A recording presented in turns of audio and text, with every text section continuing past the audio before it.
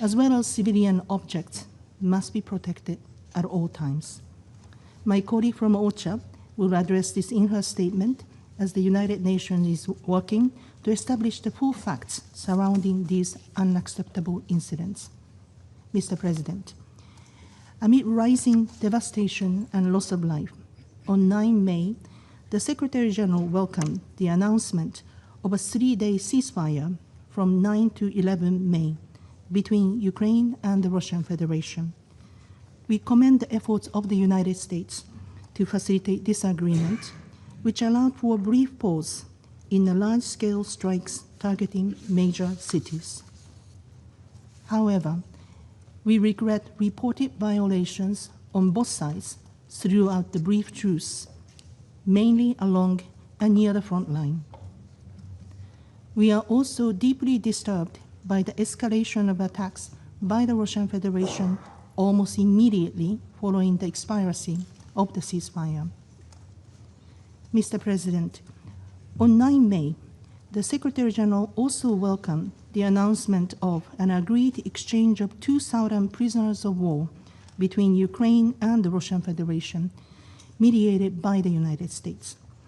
As a first step, 205 prisoners from each side were returned on 15 May.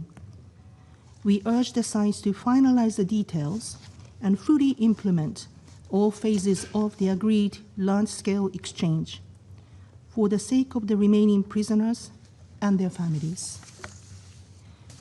We also urge the sides to continue talks towards further exchanges. Separately, we remain concerned about the fate of deported and forcibly transferred Ukrainian children. Their prompt and safe return will require consistent engagement by both sides. Last month, the Special Representative of the Secretary General for Children and Armed Conflict visited Ukraine and the Russian Federation as part of the United Nations commitment to support these efforts. I echo the Special Representative's call that our work must be guided by the lives behind the numbers. Each child's case is unique and requires an individualized, independent, and impartial assessment rooted in the best interest of the child and the preservation of family unity wherever possible. Mr. President, 1 year has passed since direct negotiations between Ukraine and the Russian Federation resumed. Although direct talks, which are currently paused, have yet to result in a breakthrough, diplomacy has made it possible for thousands of prisoners of war to return home and for remains of fallen soldiers to be laid to rest.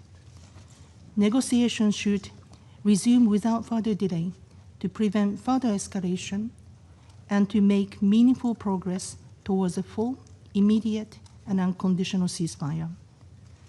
Dialogue grounded in genuine political will and adherence to the United Nations Charter, international law, and relevant United Nations resolutions is the only way to achieve a just, lasting, and comprehensive peace. The United Nations remains ready to support all meaningful efforts to that end. Thank you.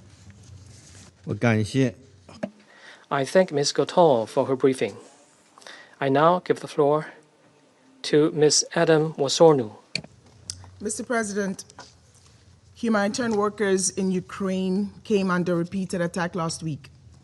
As mentioned by my DPPA colleague, 2 separate convoys clearly marked as being part of the United Nations were hit while carrying life-saving assistance to civilians in need. Both missions had been notified well in advance through established channels. On May 12, WFP struck that had delivered food to frontline communities was hit by a drone in Dnipro region, injuring the driver. On May 14, a United Nations vehicle on a humanitarian mission was struck by a drone in Kherson city. My OCHA and DSS colleagues were on that convoy. 20 minutes later, the vehicle, without